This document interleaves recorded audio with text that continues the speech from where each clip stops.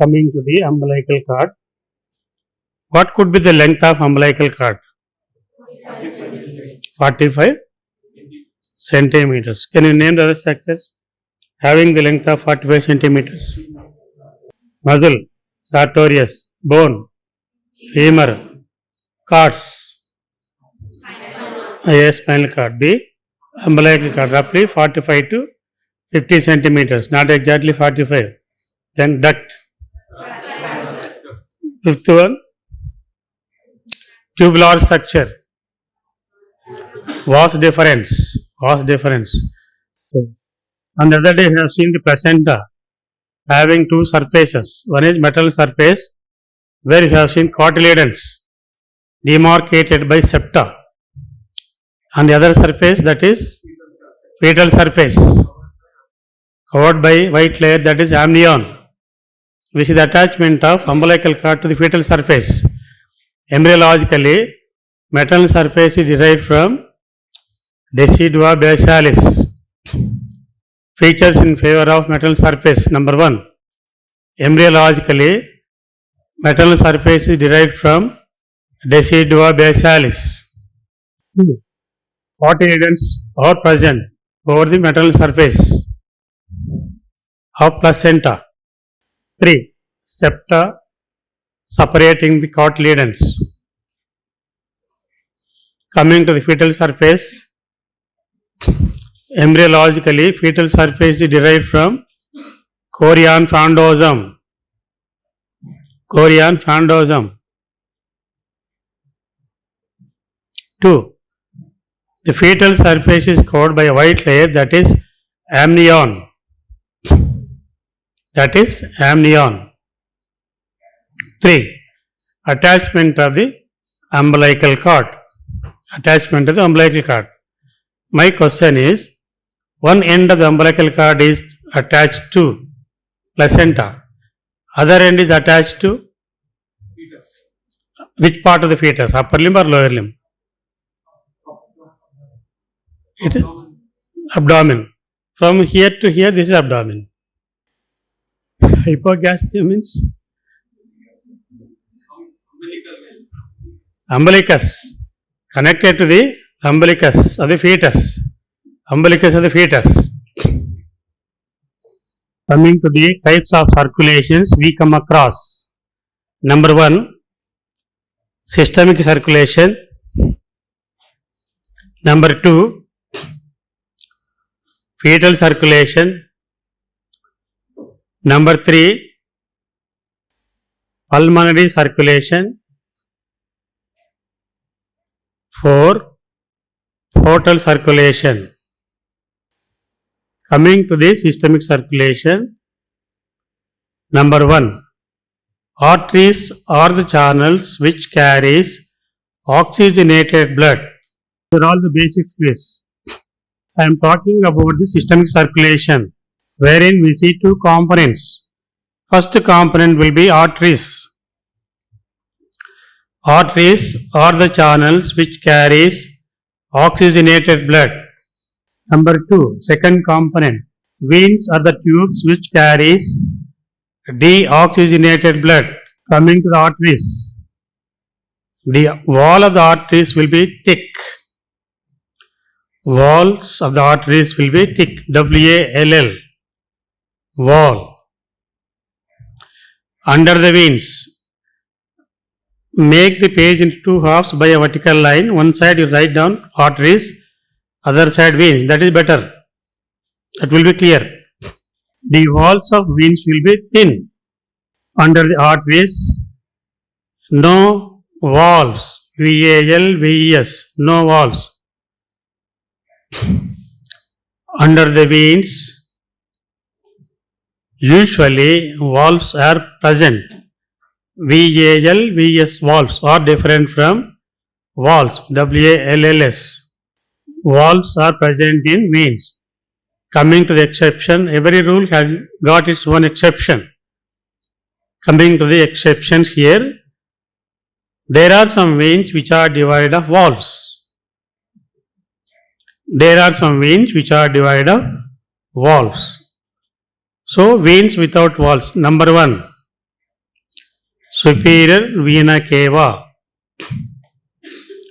Number 2, inferior vena cava. 3, portal vein. 4, hepatic veins. Then emissary veins in the head and neck.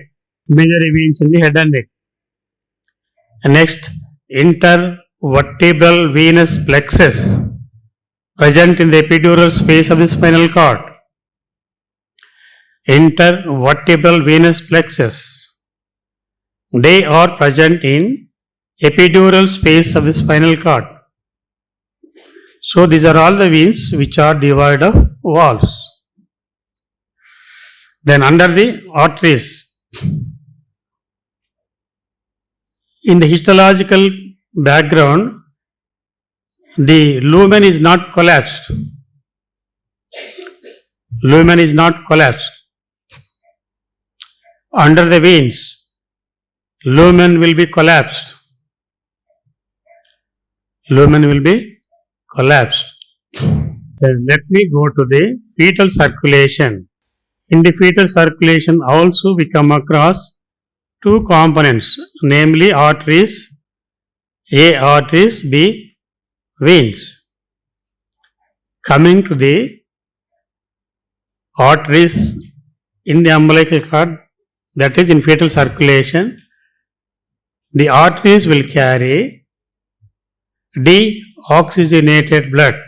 Arteries will carry deoxygenated blood. B. Veins will carry oxygenated blood. Next, pulmonary circulation. All of you have seen pulmonary trunk is a large vessel which arises from the right ventricle.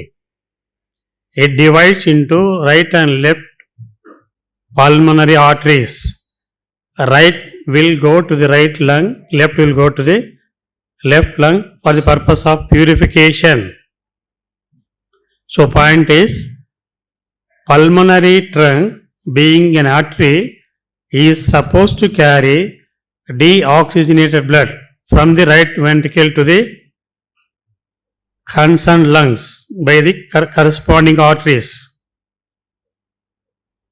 That is right and left lung, pulmonary arteries. Then once the blood is purified in the lungs, the same is conveyed to left atrium of the heart through pulmonary veins. Conclusion, in pulmonary circulation, veins will carry oxygenated blood. Arteries will carry deoxygenated blood. Example, pulmonary trunk. Here, pulmonary veins will carry oxygenated blood. Then, portal circulation. Portal vein is there. Even though it is a vein, it carries or it provides 85% of nourishment to the liver. Here, I am not using the word neither the oxygenated nor the deoxygenated. I am using the word nourishment.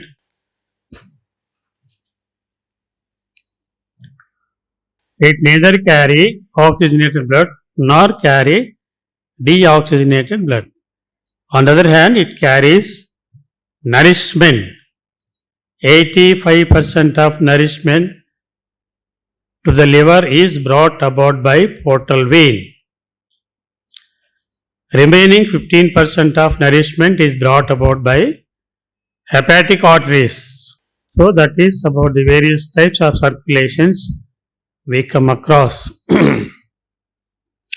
Coming to the umbilical cord, as you are seeing here, the umbilical cord along with the placenta is covered by amnion. The length of umbilical cord will be 45 centimeters to allow the free movements of fetus during embryogenesis.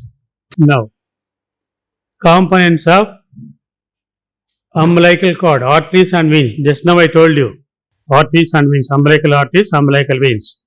Apart from the arteries and veins, that is apart from the umbilical arteries and umbilical veins, what else we see in the umbilical cord? Coming to the connective tissue, tissue can be classified as follows. What is tissue? Cells of similar origin, similar function, together named as tissue. tissue can be classified in the following order. Number 1, epithelial tissue. Number 2, connective tissue. Number 3, muscular tissue. Number 4, nervous tissue. Coming to the connective tissue. The connective tissue can be again classified as adult connective tissue, embryonic connective tissue. Number 1, embryonic connective tissue. Number 2, adult connective tissue. I am not going details of adult connective tissue because there is no time. 2 sentences about the embryonic connective tissue. Examples for embryonic connective tissue. Write down. Number 1, Wharton's jelly, within brackets, mucoid connective tissue. Number 1, Wharton's jelly, spelling is there, within brackets, mucoid connective tissue, present in the umbilical cord. The function of Wharton's jelly or mucoid connective tissue is to keep the structures in position, to keep the arteries and veins in position. Second example for embryonic connective tissue, vitreous humor of the eyeball. Vitreous humor of the eyeball. Function, it acts as refractive media of the eyeball. Function, it acts as refractive media of the eyeball. Concluding remarks, even though Wharton's jelly, vitreous humor, both are examples for embryonic connective tissue, functionally they differ. The function of Wharton's jelly is to keep the structures in position, whereas the action of vitreous humor or function of vitreous humor is it acts as refractive media. Third example for embryonic connective tissue, pulp of developing teeth. So that is the components of the umbilical cord. Umbilical arteries and veins will be there.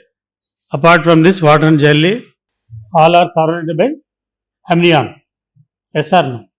There is a white layer which covers the surface of fetal surface of placenta. Because the umbilical cord is connected to fetal surface, it is also covered by amnion.